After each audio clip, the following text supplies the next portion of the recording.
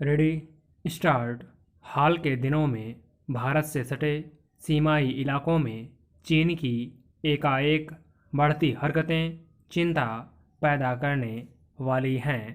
पूर्वी लद्दाख से लेकर अरुणाचल प्रदेश तक चीनी सैनिकों के बढ़ते जमावड़े और घुसपैठ की कोशिशों से इस आशंका को बल मिलना स्वाभाविक है कि चीन कहीं नया विवाद खड़ा करने की साजिश तो नहीं रच रहा।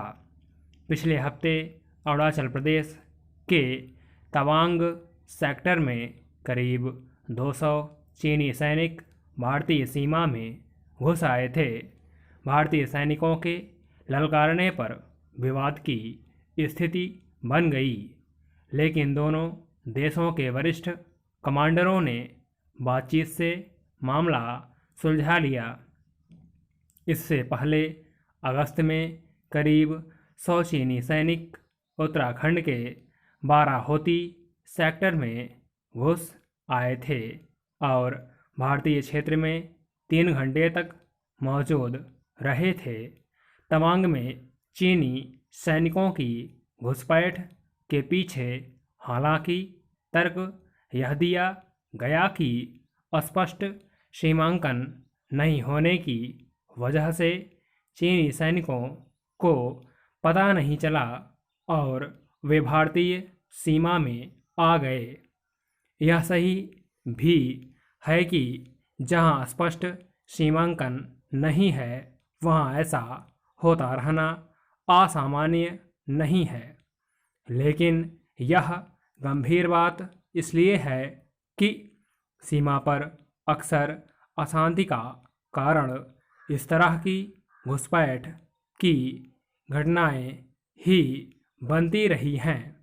खासतौर से चीन को लेकर सतर्कता इसलिए भी ज़रूरी है कि वह इसी तरह सैनिकों की घुसपैठ करवाकर इलाकों पर कब्जा जमा लेता है और उन अपना दावा ठोकने लगता है। चीनी घुसपैठ की घटनाएं ऐसे वक्त में हुई हैं जब दोनों देश वार्ता के जरिए गलवान गतिरोध को दूर करने की दिशा में बढ़ रहे हैं। अभी बड़ी चिंता पूर्वी लद्दाख में टकराव वाले ठिकानों से सैनिकों की वापसी की है। दरअसल सैनिकों को पीछे हटाने के मुद्दे पर चीन जिस तरह का रवैया अपनाता रहा है उससे तनाव ही बढ़ता है।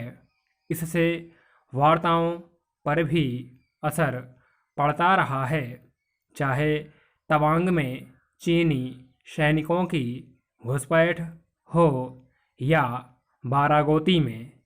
ये गतिविधियां भारत पर एक तरह से दबाव बनाने की रणनीति का ही हिस्सा हैं। चीन को लगता है कि इस तरह की घुसपैठ से भारत भड़केगा और उकसावे की कार्रवाई करेगा।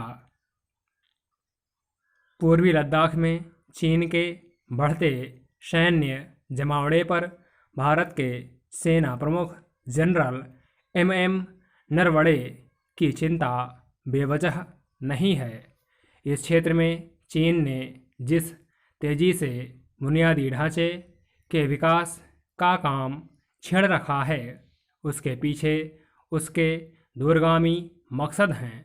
जैसी कि खबरें आ रही हैं कि वह यहाँ न सिर्फ और ज़्यादा सैनिक तैनात करने की तैयारी में लगता है बल्कि युद्ध के लिए ज़रूरी हथियारों, टैंकों, हेलीकॉप्टरों की तैनाती के साथ अपनी वायुसेना के लिए अस्थायी तौर पर सैन्य अड्डे भी बनाने में जुटा है।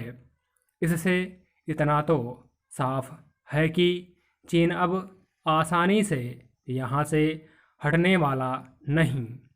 गलवान की घटना के बाद ही इस इलाके में व्यापक स्तर सैन्य गतिविधियां बढ़ी हैं। चीनी सेना के बढ़ते जमावड़े पर विदेश मंत्री एस जयशंकर भी कई मौक़ों पर चिंता जाहिर करते रहे हैं। इसमें कोई शक नहीं कि अमेरिका की अगुवाई वाले चौगुटे, जिसमें जापान, भारत और ऑस्ट्रेलिया भी शामिल हैं, की सक्रियता से भी चीन की नींद उड़ी है। इसलिए भी वह भारत पर दबाव बनाने में लगा है। बड़ी मुश्किल यह भी है कि भारत चीन सीमा इतनी लंबी है कि हर जगह सेना तैनात करना या निगरानी करना व्यावहारिक रूप से संभव नहीं है। इसलिए बेहतर हो कि चीन भारत के साथ मिलकर सीमांकन के मुद्दे पर काम करे, ताकि भविष्य में विवाद खड़े ना हों। स्टॉप।